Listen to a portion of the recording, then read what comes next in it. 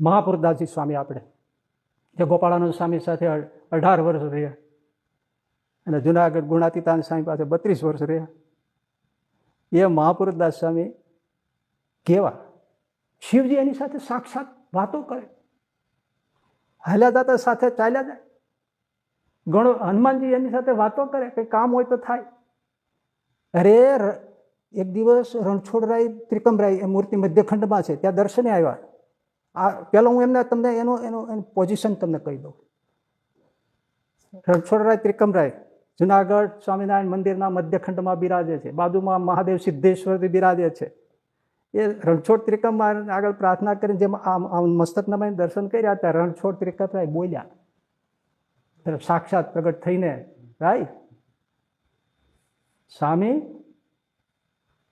અઠવાડિયાથી અમારી આરતી ઉતારવા કેમ નથી આવતા?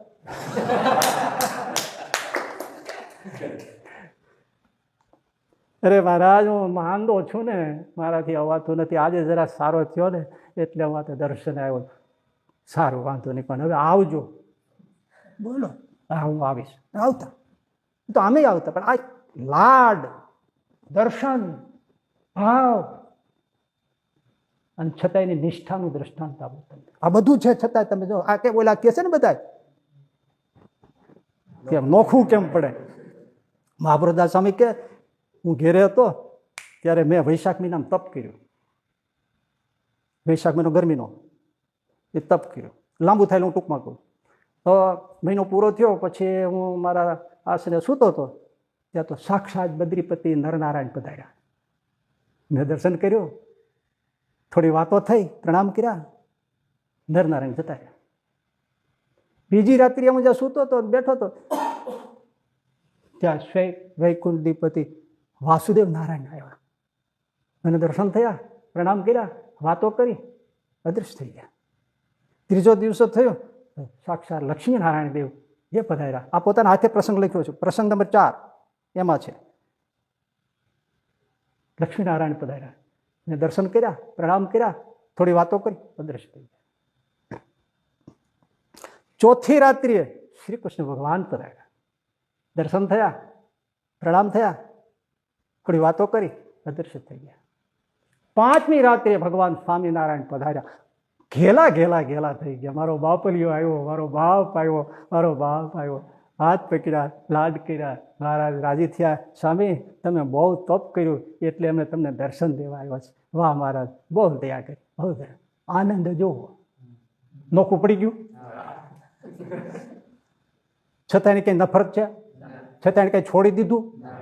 એ ભાઈ, પ્રીત ન થવી અલગ વાત છે, નફરત થવી, નફરતથી છોડી દેવું અલગ વાત છે. આટલામાં સમજો. ભેળું રહેવું, પ્રીત ન થવી એ કળા છે. સમત્વમ યોગ્ય મુચ્યતે.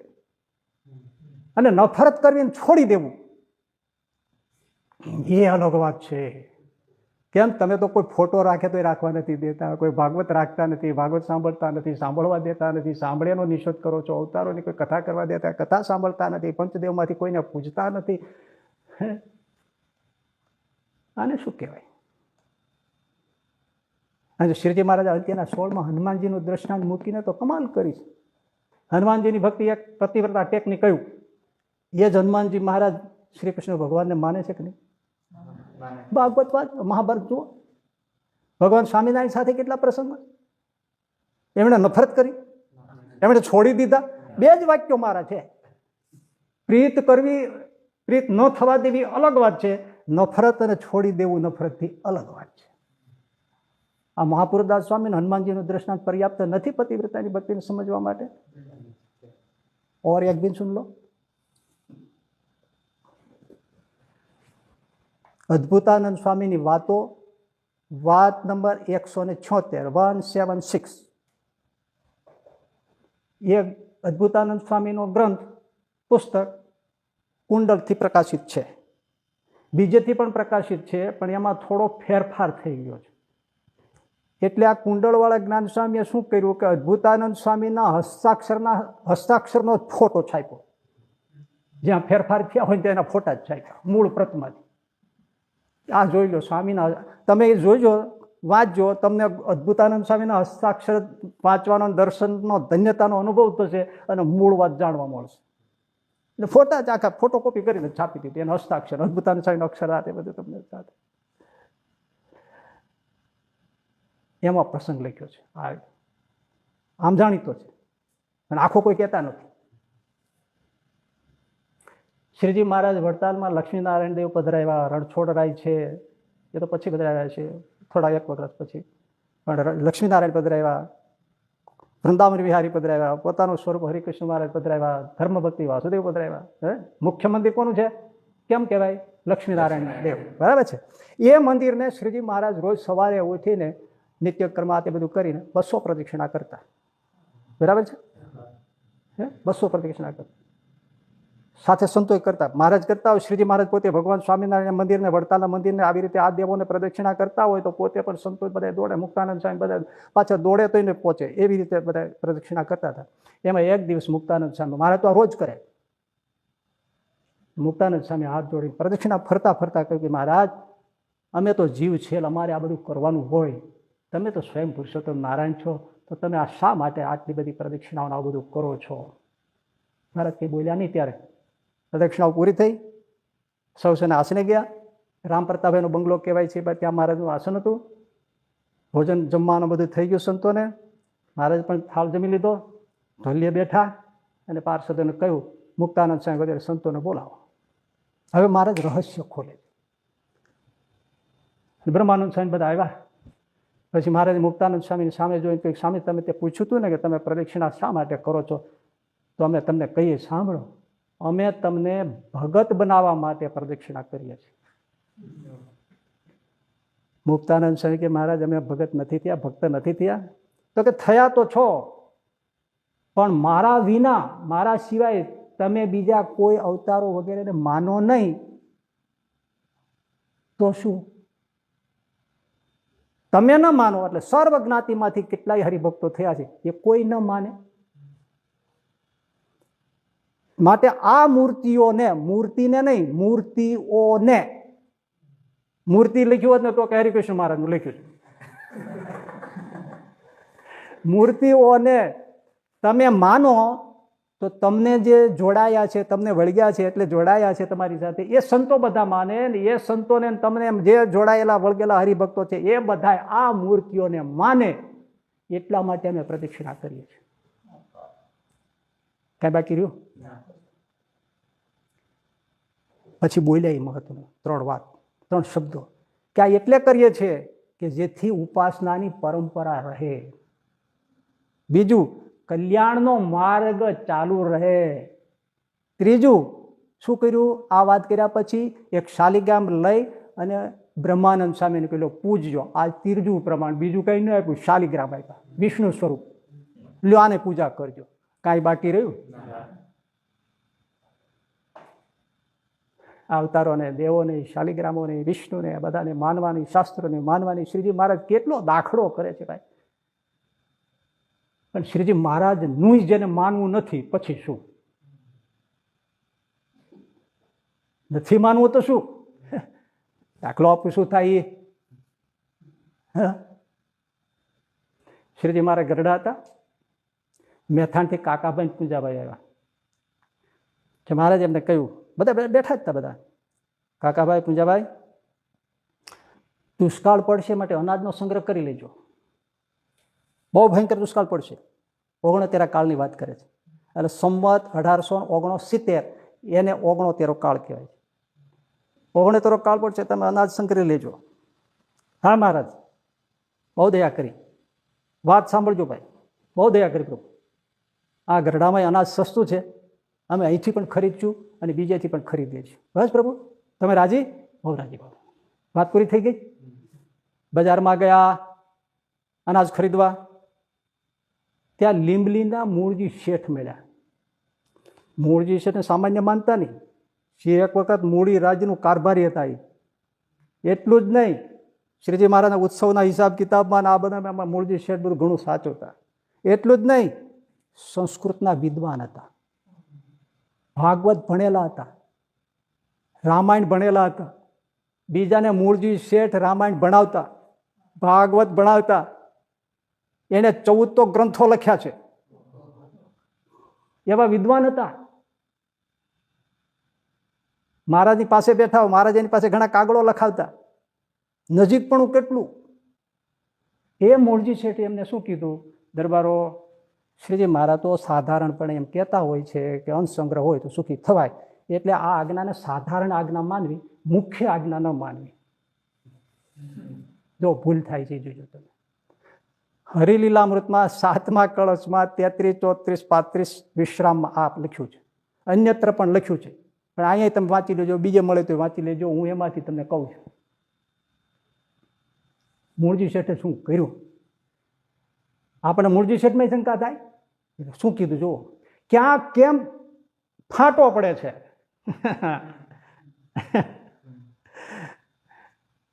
માટે આ કહેતા જ હોય છે ને, આ સામાન્ય જનમતતા માટે, સર્વસામાન્ય જનસમાજ માટે એમ શિક્ષાપત્રી લખી છે. એમ લખી છે, આમ મળી જાય કે સામાન્ય આજ્ઞા, સાધારણ આજ્ઞા છે, મુખ્ય આજ્ઞા ન માનવી. કોની શિક્ષાપત્રી નહીં, અમે કહીએ એ મુખ્ય માનવી. હા, મૂળજી શેઠનું એ જ ને, હું કહું એ મુખ્ય માનો, મહારાજની આખ્યા એ અર્થ તો શું થયો?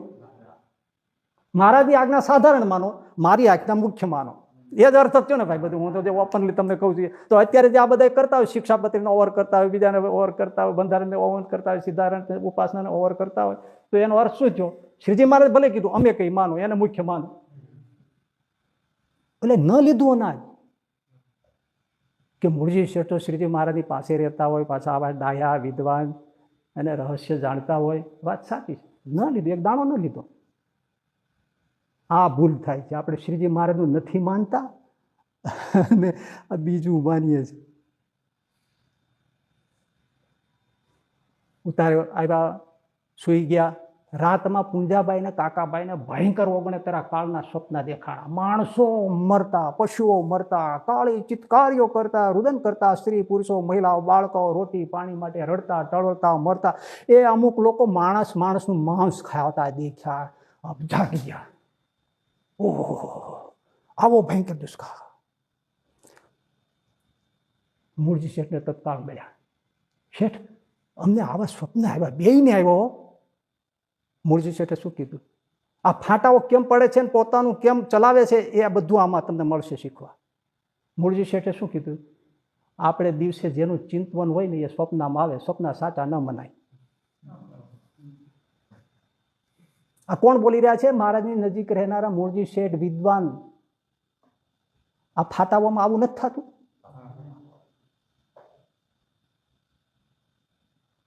સપના સાચા ન મનાય. ન લીધું.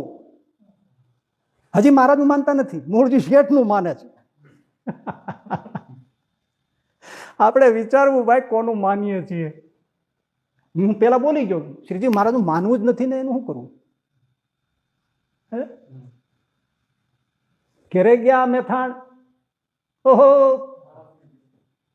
જીજીબા એમના બેન સમાધિનિષ્ઠ. કેવા કે શ્રીજી મારે ક્યાંય દૂર હોય, જો મેથાણ બાજુ આવતા હોય તો સમાધિમાંથી એને ખબર પડે. જેટલા માણસો એ બધાને રસોડું તૈયાર કરે. જીજીભાઈ એમના સગા બેન હતા, પૂંજાભાઈના કાકાભાઈના. એમને વાત કરી, શ્રીજી મહારાજ આવું કીધું છે, ભયંકર દુષ્કાળ પડશે, માટે અન્નનો સંગ્રહ. ભાઈ, શ્રીજી મહારાજે કહ્યું છે ને, તો અન્નનો સંગ્રહ કરજો જ, નહીં તો દુઃખી થશો. તોય માન્યું નહીં.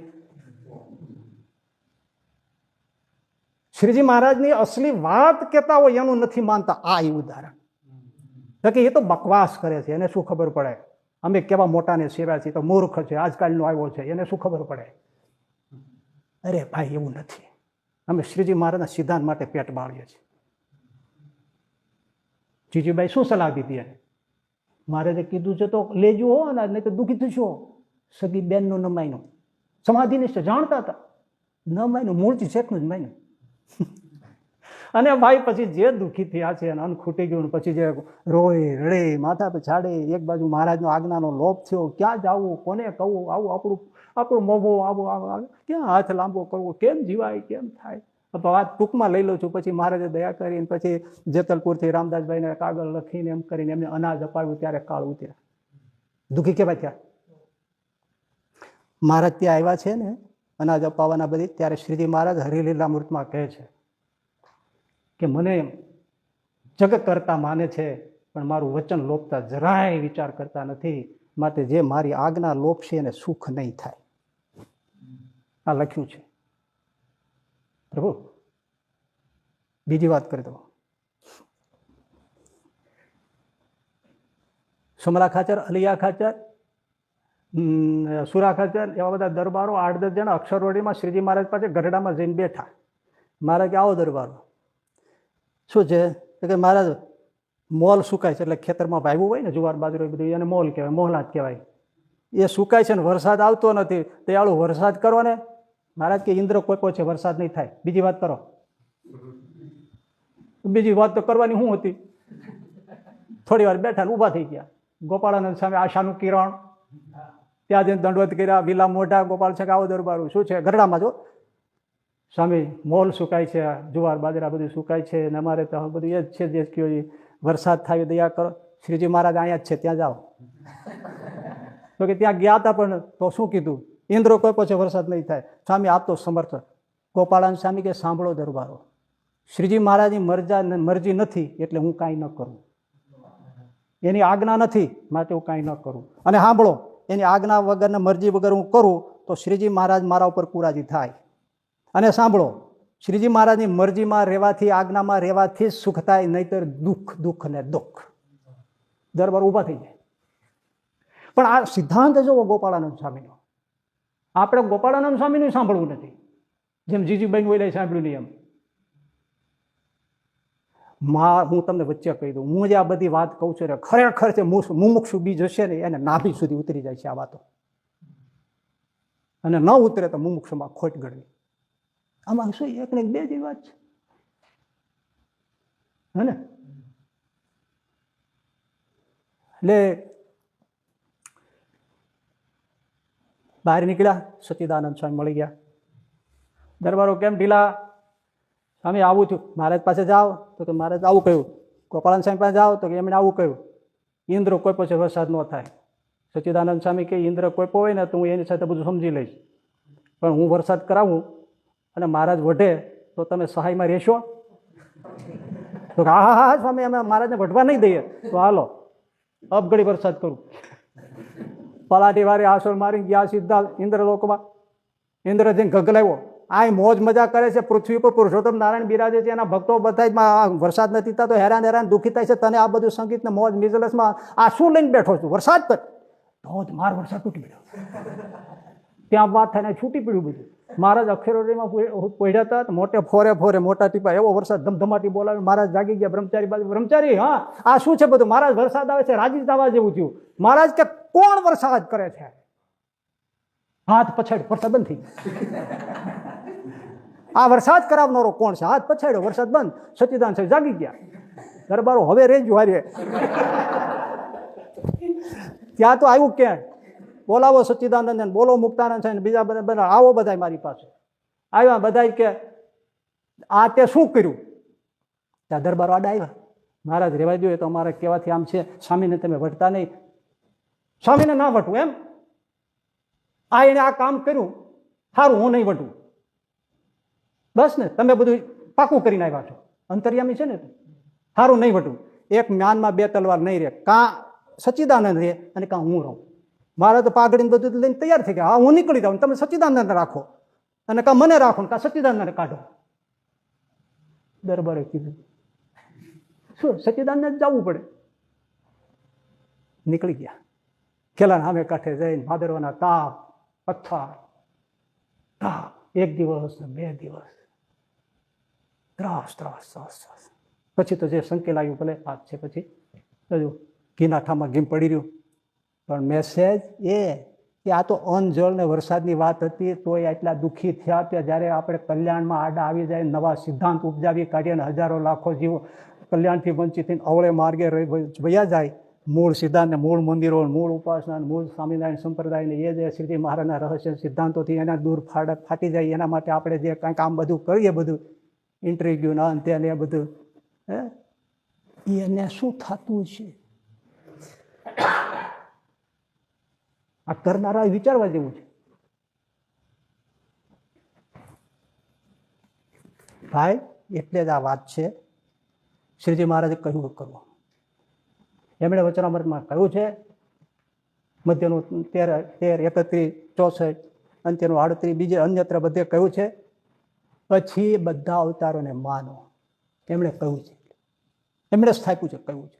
હા, એ પુરુષોત્તમ નારાયણના પ્રવેશથી માનો કે સત્તાથી માનો, તમારે જેમ માનવું એ માનો, પણ માનો. આ સમજનારા સમજી જાય છે, તમને એમાં કઈ ટપ્પો નહીં પડે. પણ એના છે સર્વ માટે માનો. અને એના જેવી પુરુષોત્તમ નારાયણ આપણે ઈષ્ટ થઈ, એના જેવી બીજે પ્રીતિ નહીં. એ જ સાર છે. અડધી વાત થઈ છે, અડધી થોડું બાકી. બીજો મુદ્દો એ પતિવ્રતાના વચન. બીજો, મોટા મોટા જે મુક્ત સાધુ એમને વિશે પણ પ્રીતિ થાય જ નહીં. પણ પતિવ્રતાનું જ્યાં સમજાવ્યું ત્યાં શું કહ્યું? પોતાના પતિ જેવી નહીં, એના જેવી નહીં. બાકી તો સાધુમાં પ્રેમ કર્યા વગર કેમ ચાલે? ભક્તોમાં પ્રેમ કર્યા વગર કેમ ચાલે? એને તો સત્સંગ કહેવો છે. પ્રથમના 54 એમ કહ્યું, પ્રસંગ મજરા મહાત્માને, પાશ મહાત્માને. સાધુમાં આવું હેત થાય તો એનો મોક્ષનો દરવાજો ખુલી જાય. પ્રીત ન કરવી એવું તો કઈ પ્રતિપાદન વચનામાં પાને પાને લખ્યું કે સાધુમાં હેત કરો, સાધુમાં પ્રેમ કરો, સાધુમાં આસક્તિ કરો. કેવી? મધ્યના 59 કહ્યું. જોજો, મધ્યના 59 વચનામાં શ્રીજી મહારાજ કહે છે કે સાધુમાં પ્રીતિ કેવી કરવી? કે જેવું પ્રીત, જેવી હેત સ્ત્રીમાં છે, જેવું હેત પુત્રમાં છે, જેવું હેત મા બાપમાં છે, જેવું હેત ભાઈમાં છે, એવું હેત સાધુમાં કરવું તો એ જીવ કૃતાર્થ થઈ જાય. કૃતાર્થ એટલે શું? કરવાનું કઈ બાકી ન રહે, અને કૃતાર્થ કહેવાય. સારંગપુરનું 10મા વચનામૃતમાં શું કીધું?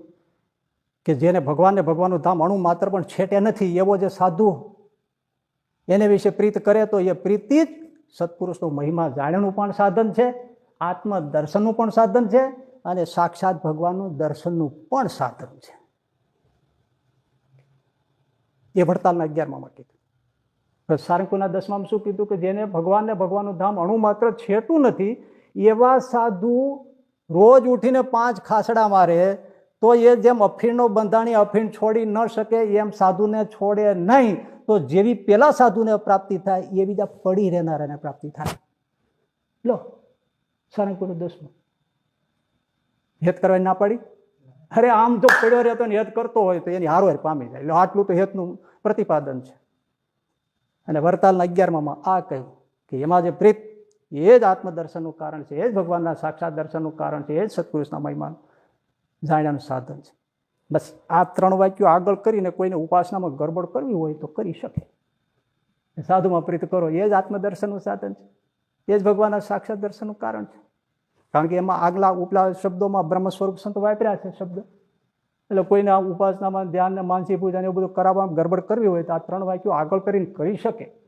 કારણ કે જેને મારી ઠોકીને કરવું છે કરવાના જ છે. આ મારી ઠોકીને શબ્દ છે ને, એ જાણવા જેવો છે, અને એ થોડી વાર હાલશે. આપણે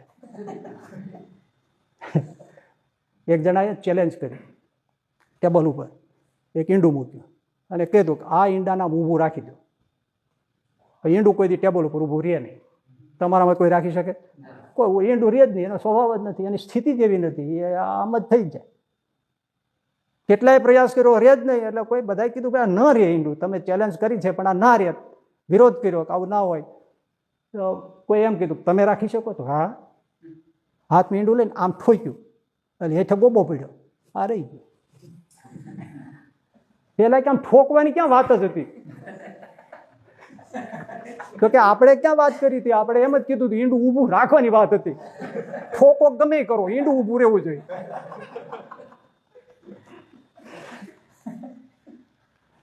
પણ એક વાત છે, ઈંડું ઊભું તો રહી જાય પણ ઈંડાનો આકાર બદલાઈ જાય.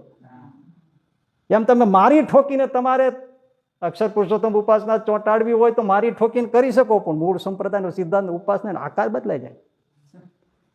એ આકાર પ્રકાર બદલાઈ જાય. મૂર્તિનું તેજ કઈ તમે અક્ષરધામ ઠઠાડી દો એ બરાબર છે, પણ આકાર બદલાઈ જાય, સિદ્ધાંત બદલાઈ જાય, સંપ્રદાય બદલાઈ જાય. કારણ કે મારી ઠોકીને કર્યું છે. મારી ઠોકીને શબ્દ રાખી ગયા. મારા પર નારાજ ન થતા, પણ જે થયું છે મારી ઠોકીને થયું છે. ઈંડું ઊભું રાખવું ને રાખવું. તમને બતાવું દ્રષ્ટાંત સાથે. એ અબજી બાપાશ્રીને નામે ઈશ્વરચરણદાસજી સ્વામીએ વચનામૃત રહસ્યાર્થ ગ્રંથ પુસ્તક તૈયાર કરીને છાપ્યું સંમત 1982. કેટલસો અમદાવાદમાં વિરોધ થયો ઘણો, કાળુપુર મંદિરેથી બધે, છતાંય છપાયું જે તે થયું. એના પછી એક ઘટના બની. મૂળીના ધર્મકિશોરદાસજી સ્વામી અમદાવાદમાં ઈશ્વરચરણદાસ સ્વામીને મળ્યા, અમદાવાદમાં સરસપુરમાં. આજે હું પ્રસંગ કહી રહ્યો છું તમને, એ મણિનગર સંસ્થા તરફથી પ્રકાશિત ઈશ્વરચરણદાસજી સ્વામી એમણે મણિનગર સંસ્થા તરફથી પ્રકાશિત ઈશ્વરચરણદાસજીનું જીવન ચરિત્ર નામનું પુસ્તક લખ્યું છે. એના 441 પેજ ઉપર આ પ્રસંગ લખ્યો છે, જે હું તમને કહી રહ્યો છું. કોઈ જોવું હોય તો ત્યાં જોઈ શકે છે. એ ધર્મકિશોરદાસજી સ્વામીએ ઈશ્વરચરણદાસ સ્વામીને વાત કરી કે હું છપૈયા ગયો હતો, એટલે પુરુષોત્તમ પ્રસાદજી મહારાજ પણ ત્યાં હતા. એટલે મેં વચનામૃત વાંચ્યું, પણ ત્યાંના જે લોકો મુમુક્ષુ હતા એને કોઈને સમજાયું નહીં, કારણ કે ગુજરાતીમાં હતું. તો જો વ્રજ ભાષામાં કે હિન્દી ભાષામાં આ વચનામૃત થાય તો બધા એ પ્રદેશના લોકો લાભ લઈ શકે. એટલે ઈશ્વરચરણદાસજી સ્વામીએ કહ્યું કે તમે મૂળી જાઓ અને વ્રજ ભાષાનો કોઈ જાણકાર હોય એને સાથે રાખીને, એક શબ્દ બરાબર પકડજો, વ્રજ ભાષાનો જાણકાર હોય તેને સાથે રાખીને તમે વચનામૃતનું વ્રજ ભાષામાં ભાષાંતર શરૂ કરો. શું શરૂ? એમણે પછી પાલનપુરના રાજકવિ લાખાજી હતા, એમના પુત્ર હમીરદાન એ મળ્યા, શોધ્યા, મળી ગયા, અને પછી એમને આ કામ સોંપ્યું ને એમણે કામ શરૂ કર્યું. સંમત 1988માં ઈશ્વરચરણદાસ સ્વામી વસંત પંચમીના ઉત્સવ ઉપર મૂળી ગયા, ત્યારે ધર્મકિશોર સ્વામીએ અને આ હમીરદાન કવિએ વચનામૃતનો થોડોક ભાગ લખ્યો હતો, એ એમણે એમને બતાવ્યો. લખાતું હતું ક્યાં ગ્રંથ પુસ્તકને આધારે લખાતું છે? કયો વચનામૃત લખાય છે વ્રજ ભાષામાં, કયા પ્રતને આધારે લખાતું છે? અમદાવાદ કે બાપાશ્રીનો જે પ્રત છે એના આધારે. વચનામૃત રહસ્યમાં ફેરફાર સાથે જે વચનામૃતો છે, આપણે જાણો છો તમે, જ્યાં જે 64માં નામાં, 55ના પહેલામાં, એમાં જે બધી ફેરફાર થયા છે એ પ્રતમાં રહસ્યાર્થની, એ પ્રતનું જ કરે ને, એમનું જ કર્યું. થોડો ભાગ બતાવ્યો, ઈશ્વરચંદ્ર જોયો, પછી કહ્યું કે કામ સરસ થાય છે, આગળ શરૂ રાખો, પૂરું કરો. 4 વર્ષની મહેનતે સંમત 1992માં કામ પૂરું થયું અને પુસ્તક પ્રકાશિત થયું, વ્રજ ભાષામાં વચનામૃત. બરાબર. મારો પહેલો પ્રશ્ન, એક દોહા છંદ ચોપાઈમાં છે, તો વચનામૃતને સીધું હિન્દીમાં ભાષાંતર કરીએ તો સમજવું સરળ પડે કે એને કાવ્યાત્મક દોહા છંદ ચોપાઈમાં કરીએ તો સમજવું સહેલું પડે? श्री जी महाराज ने पूछा सब साधन में सबसे कठिन साधन क्या है? बाद में श्री जी महाराज ने कहा भगवान के स्वरूप में मन को अखंड वृत्ति को रखना यही सबसे कठिन साधन है. आप करो तो થાય. હવે તમે એને કાવ્ય કરી નાખો તો હેલું થાય, કઠિન થાય. વિશ્વેશ સૌ સકલ વિશ્વતના વિધાતા ત્રાતા તમે સકલ મંગલ શાંતિ દાતા, માટે તમારું કરુણાનિધિ સત્યનામ સાષ્ટાંગનાથ તમને કરું હું પ્રણામ. કરો અર્થ કેટલા આવડે છે? संत समागम कीजे हो निषदिन संत समागम कीजे मानतजी. संतन क्या શું છે? मानतजी. संतन के मुख से प्रेम सुधारस पीओ, अंतर कपट को मेट के अपने ले उनको मन दीजे. संत समागम कीजे भवद कटले बड़े सब दुष्कृत सब विधि कार्य सीजे. संत समागम निषदिन कीजे ब्रह्मानंद कहे संत की सोबत जन्म सुफल કરી લેજે. કરાવો અર્થ કેટલા સમજે છે? આવ પશુ ગણતા નર ગળ્યો ભૂલા સિંહને પૂછ, તુલસી હરી કી ભક્તિ બીનું દીક દાદીને દીક મૂછ. મેં આ બધા બાજુ અર્થ કરાવ્યા તો તમે દાંત કાઢી કાઢીને ગોટા વળી જાઓ એવા અર્થ નીકળ્યા. એ સામાન્ય કીર્તનના અર્થ નથી થતા. ગુજરાતીમાં જાણીએ છીએ તોય જે ગમે જગતગુરુ દેવ જગદીશને તે તણો ખરખરો ફોકો કરવો, આપણો ચિંતવ્યો અર્થ કઈ નવસરે અંતરે એવું એક ઉદ્વેગ ધરવો. કરો અર્થ. કઠણ થાય, ખેલું થાય, દોહા ચોપાઈમાં કરીએ તો એમણે આવું શું કામ કર્યું?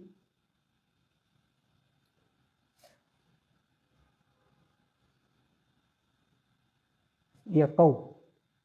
એ આખું પુસ્તક છપાયું, પછી એમાં લખ્યું બ્રહ્માનંદ સ્વામી રચિત વચનામૃત વ્રજ ભાષામાં. મેં સાલ બોલ્યો હતો, સંમત 1988 થોડોક ભાગ લખાણો હતો. બ્રહ્માનંદ સ્વામી સંમત 1888 ગયા. પૂરા 100 વર્ષે થોડો ભાગ લખાણો હતો. નામ છાપ્યું શું? બ્રહ્માનંદ સ્વામી રચિત વ્રજભાષામાં વચનામૃત, અને હમીરદાન કવિ સંશોધિત. આ જૂઠ નથી? હવે મારા એક બે પ્રશ્નો છે. એ શું કામ કર્યું એને? પહેલું કે એમણે વર્ષો પછી બતાવવાનું છે અમારી જે આ ફેરફાર કરેલી પ્રત છે ઓથેન્ટિક છે. જો બ્રહ્માનંદ સ્વામીએ પણ આ લખ્યું, સમજાઈ ગયું તમને? એને હિન્દીમાં કરી નાખ્યું હતો એવો કઈ આધાર ન મળે. બ્રહ્માનંદ સ્વામીને તમે નામે છાપ્યું એટલે હવે વર્ષો પછી જે પરત આવે ત્યારે કંઈક અહીં જો આ ઓથેન્ટિસિટી પ્રાપ્ત કરવા માટે, પ્રમાણિકતા સિદ્ધ કરવા માટે એમણે આપી. સમજાય છે? નાના બાળકને પણ આ સમજાય છે એ વાત. 100 વર્ષ પછી બ્રહ્માનંદ સ્વામી સાહિત્ય સેવામાં ક્યાંય વચનામૃત વ્રજભાષાનું નામ નથી. એટલે મારા 2-3 પ્રશ્નો છે. એ એમની બાપાશ્રીની પરતને અસલ નકલ કહેતા હોય, જે કહેતા હોય એ પ્રશ્નો બધા આગા પાછા નાખો, કારણ કે હવનો તો કહેતા જ આ અસલ છે, આ મૂળ છે, બરાબર. મારા 2-3 પ્રશ્નોનો જવાબ છે માગીએ. પહેલું, જો આ પ્રત અસલ હોય તો બ્રહ્માનંદ સ્વામીના નામે છાપવાનું આવું ખોટું કામ કરવું શું કામ પડ્યું? પહેલો પ્રશ્ન છે. 100 વર્ષ પછી આવું શું જરૂર પડી? બ્રહ્માનંદ સ્વામી નામે શું કામ કર્યું? બીજું, હરિવાક્ય સુધા સિંધુ એટલે વચનામૃતનો સંસ્કૃત શ્લોકમાં ભાષાબદ્ધ શતાનંદ સ્વામીએ કરેલું.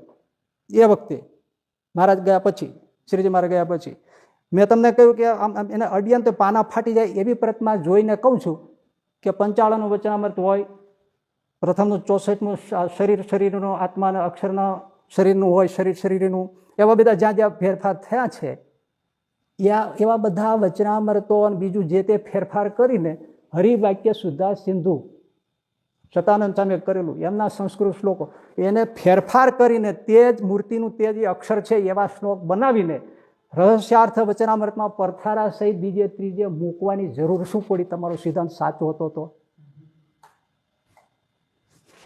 આવો ફેરફાર શું કામ કરવો પડ્યો? તમે સાચા હતા તો બધાને સમજાયું છે.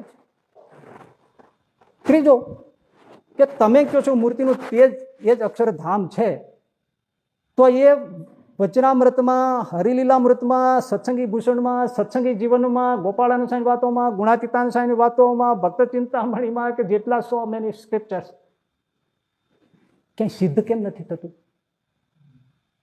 બાકી આ 3ના જવાબ આપો, બાકી તમારે જે પછી ગોટા વાળો હોય વાળો. આ પ્રત આમ છે ને, આ પ્રત તેમ છે, આનું આમ છે ને, એ બધી તમારે જે અસલ પ્રત કેવી જે કહો આમાં કંઈ લાગે છે એની અસલ પ્રત હોય? અસલ હોય તો એને આ કરવું શું કામ પડે? અને મૂર્તિનું તે જ અક્ષરધામ હોય તો એટલા સુધારા કરી નાખવું શું કામ પડે? અને એ જ એમ જ હોય તો પોતાની એમાં જે મૂર્તિનું તેજ રૂપે વર્ણન કર્યું છે એ બધું બ્રજભાષામાં બ્રહ્માનંદ સ્વામીએ લખીને છાપીને એનું નામ નાખવાની જરૂર શું પડે? ભાઈ આને કહેવાય મારી ઠોકીને. મારી ઠોકીને કર્યું કહેવાય. દુઃખની વાત તો એ છે કે ઈસવીસન 2020માં મૂળ સંપ્રદાય સાથે જોડાયેલી સંસ્થાએ આ વચનામૃત સ્થાપ્યું. બ્રહ્માનંદ સ્વામી વ્રજભાષાનું મૂળ સંપ્રદાયની એક સંસ્થા જોડાયેલી, વડતાલ સાથે જોડાયેલી સંસ્થાએ છાપ્યું. હવે એમ માની લઈએ કે એને બ્રહ્માનંદ સ્વામીના મહિમામાં છાપ્યું હોય છે અને કદાચ એની અંદર આ ફેરફારો એ ન જોઈએ, બીજું કંઈ કારણ હોય તો ખબર નથી, પણ આ ફેરફારો નહીં જોયા હોય, પણ બ્રહ્માનંદ સ્વામીની મહિમા વધારવા માટે એમ ચાલે છાપો એમ છાપ્યું. બીજું કોઈ કારણ હોય તો એ જાણે, શ્રીજી મહારાજ જાણે. પણ તમે સમજ્યા કેવડું મોટું નુકસાન થઈ ગયું. હવે જ્યારે કોઈ બતાવે તો જો વડતાલ સંસ્થાની આ પ્રત છે, કારણ કે અક્ષર પુરુષોત્તમ વાળા ઘણી એવું બધું બતાવે છે કે જો મૂળ સંપ્રદાયના આ જગ્યાએ આમ લખ્યું છે, આ જગ્યાએ આમ લખ્યું છે. હવે વર્ષો પછી બતાવશે ને વડતાલની સંસ્થાએ સ્થાપ્યું છે. મહિમામાં ક્યારેક ક્યારેક કરવા જઈએ ત્યારે એનું બહુ વિપરીત ફળ આવતું હોય છે, માટે સાવધાન રહેવું પડે. આપણે પહેર્યું એ મહિમાથી સમય જતા બહુ ભયંકર વિપરીત પરિણામ આવે. મહિમાથી થતું હોય એમાં આવું થતું હોય. એટલે મારે તો કહેવાનું કે સંપ્રદાયના સાહિત્યમાં પ્રકાશન કરનારા વક્તાઓ તેમજ સાહિત્ય લેખન કરનારાઓએ, કથામાં પ્રસંગ બોલનારાઓએ ક્યાંથી ક્યાં પ્રસંગ લઈએ છીએ, કયો પુસ્તકનો આધાર લઈએ છીએ, કોણે છાપ્યું છે, અંદર શું છે, પ્રસંગ કેવો છે, પ્રસંગમાં શું બદલ્યું છે, એ બધું તપાસ કરીને બોલવું જોઈએ, લખવું જોઈએ, છાપવું જોઈએ. નહીતર પછી જેને મારી ઠોકીને કરવું છે ને એને આ ઓલું થઈ જાય. હા,